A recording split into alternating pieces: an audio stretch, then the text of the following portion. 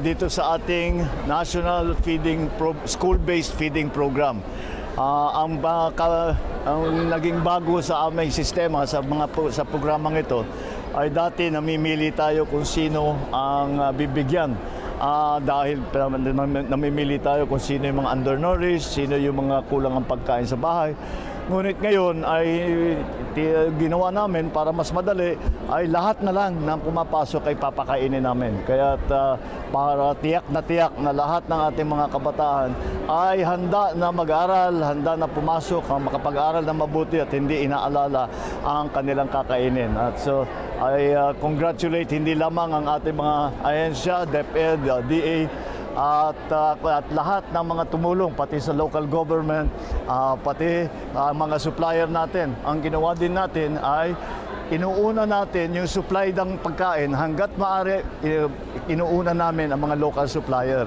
So natutulungan pa natin yung mga maliliit na mga tindahan, yung mga maliit na producer, at tinitiyak naman natin na magandang kanilang produkto, masustansya at gustong kainin ng mga bata. Kaya very nakakatuwa. I'm very happy to see the launching of the National School-Based Feeding Program. So we will see. Habang tumatagal ito, mararamdaman na natin na gumaganda ang ligtas ang ating mga bata sa kanilang sakit. At sila ay malakas ang kanilang katawan para makapag-aral sila ng mabuti, makapaglaro sila ng mabuti, at kompleto ang maging experience ng ang ating mga kabataan sa eskwela. Alright. Okay.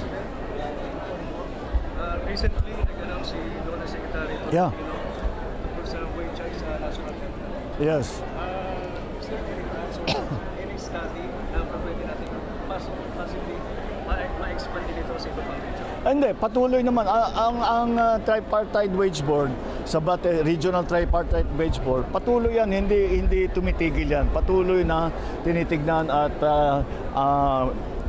inaaral kung ano ba ang talagang presyuhan doon sa bawat region para malagay na tama ang ating wage rate o kung kailangan ng wage hike, kung magkano. Ang nauna ay na NCR, 85 pesos ang naging wage hike natin, at ito ay isa sa buong kasaysayan ng Pilipinas, ang pinakamaraming pagtaas ng wages dito lalo na sa Metro Manila ay sa nakaraang 4 na taon, nakapag-sobra na tayo sa 200 pesos lahat-lahat. Ang susunod ay sa mga region, pero matagal pa yan, mga September, October pa yung mga iba.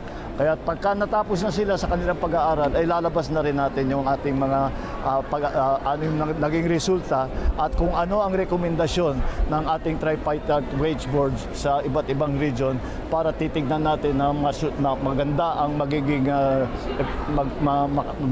tulong natin sa ating mga mamamayan na nagtatrabaho. At yan ang pinaka-importante sa lahat. Okay. Thank you. Okay.